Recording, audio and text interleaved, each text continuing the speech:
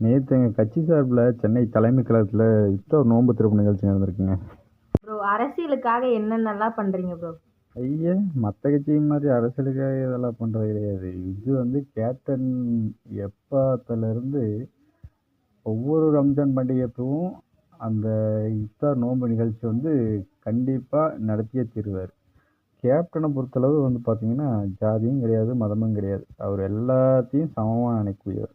அவர் பார்த்தீங்கன்னா இப்ராஹிம் ராவுத்தர்ன்ட்டு அவருக்கு ஒரு ஃப்ரெண்ட் இருந்தார். பார்த்தீங்கன்னா அவர் நெத்தியில் பட்டை போட்டுக்குவார்.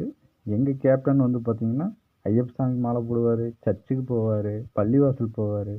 இப்படி எப்படி சொல்கிறது, எல்லா கடவுளும் ஒன்று தான், எல்லா தெய்வமும் ஒன்று தான், எல்லா சாமியும் ஒன்று தான் நினைப்பார். அவருக்கு இந்த ஏழை பணக்காரன் இந்த மாதிரி வேறுபாடுலாம் கிடையவே கிடையாது. ஒரு ஷூட்டிங் ஸ்பாட்டில் யாரோ சொன்னாங்க, ஒரு நடிகர், அந்த ஷூட்டிங் ஸ்பாட்டில் பார்த்தீங்கன்னா அந்த க்ரௌட்லாம் இருக்குல்ல, அதுலேருந்து ஒரு வயசான ஒரு அம்மா வந்து பார்த்துருக்காங்க. ஐயா விஜயகாந்த், உன் படம்லாம் நல்லா பார்த்துருக்கியா, நீ ரொம்ப நல்லா நடிக்கிற அப்படி இப்படின்னு பேசிட்டு இருக்கும்போது அவர் கேட்டுக்காரு, அதெல்லாம் இருக்கட்டும், எனக்காக என்ன பண்ணுவேன்ட்டு.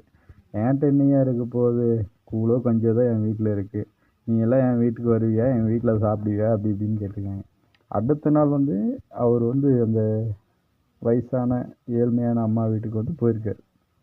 போய் அந்த வீட்டில் இருந்த சாப்பாடு சாப்பிட்டு வந்திருக்கார். அப்படி ஒரு எப்படி சொல்கிறது, இந்த ஏழை பணக்கார வித்தியாசம்லாம் பார்க்காத ஒரு மனிதர், நல்ல தங்கமான தலைவர்.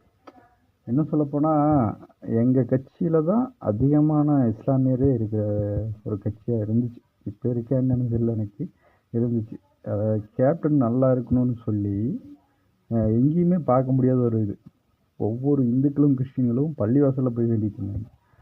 ஒவ்வொரு முஸ்லீம்ஸும் கிறிஸ்டின்ஸும் கோயிலில் வந்து வேண்டிகிட்டு இருந்தாங்க. இப்படி அந்த மதம் கடந்து ஜாதி கடந்து ஒரு தலைவர், எங்கள் தலைவர் எப்படியாவது நல்லபடியாக மீட்டு கொடுங்கன்னு சொல்லிட்டு அவ்வளோ தூரம் இது பண்ணாங்க. என்ன பண்ணுறது, எங்கள் கேப்டனுக்கு கொடுத்து வைக்கல. ஐயா சாரி, எங்கள் கேப்டனுக்கு கொடுத்து வைக்கல, இந்த தமிழ்நாட்டு மக்களுக்கு கொடுத்து வைக்கல. இப்படி ஒரு தலைவனை இழந்துட்டாங்க.